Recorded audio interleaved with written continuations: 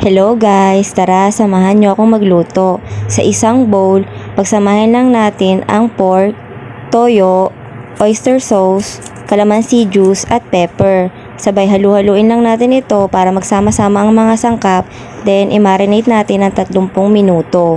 After i-marinate, iprito lang natin lahat ng pork.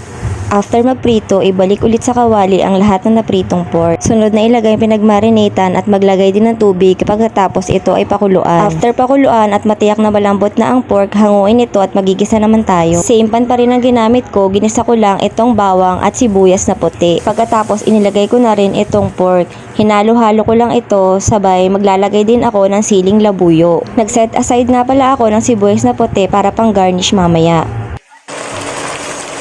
Pork steak for today's ulam.